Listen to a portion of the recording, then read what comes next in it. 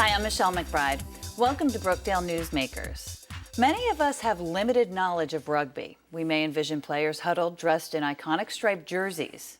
Well, today's guest is a man not only familiar with the sport, but is bringing it to Monmouth County students by way of Christian Brothers Academy.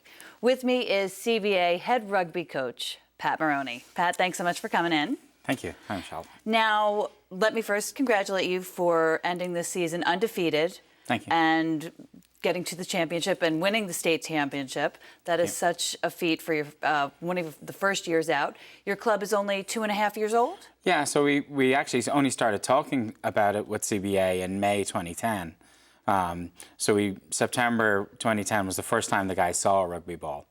So last year we started off with a non-contact model, built up to contact pretty quickly because teenage boys like to get stuck into things. Right.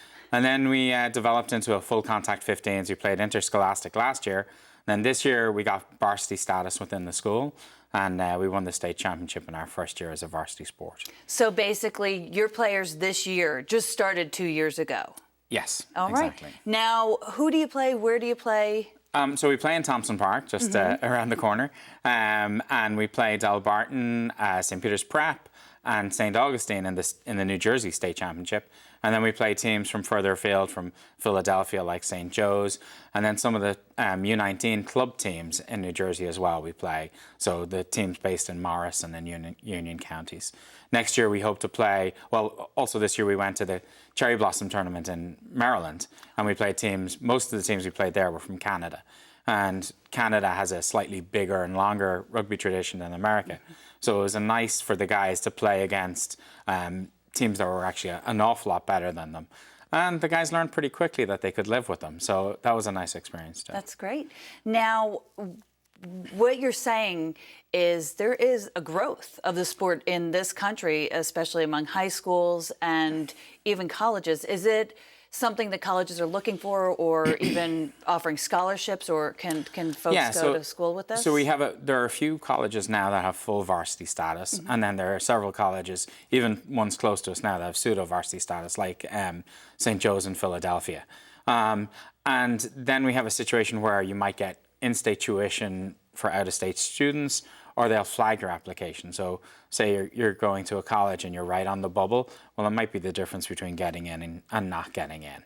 So we are seeing some cash some financial scholarships, but I think over the next 10 years, that's where you're really going to see it change. And the more schools that get varsity status, then obviously the financial support will come through there. And exciting news for the sport. In general, it's slated to be an Olympic sport. Yeah, so it's going to be an Olympic sport in 2016 in Rio, and it's going to be the sevens version of the game, so only 7 aside. It's a very fast-paced game.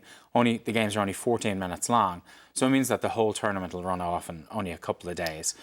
This version of the sport is very accessible for American viewers because it's much simpler, much fewer players on the field, lots of big hits, very fast, and typically the athletes tend to be of a very high standard because they have to cover a lot of ground really quickly. Right. Now, you mentioned sevens for the Olympic team. Yeah. What do you play? So we play 15 aside. Oh, okay. Right. So that's the more conventional form of the game.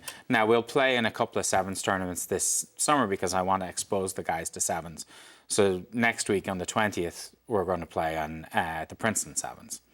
Wow, that's really exciting. Now, okay, so you're going into this year, you've played in tournaments. Are you expecting another great year like you had last year? You know, the current crop of guys are great. It's the seniors that have graduated, a great bunch of guys. My 3 captains, Sal, Greg, and Zach, were really great guys.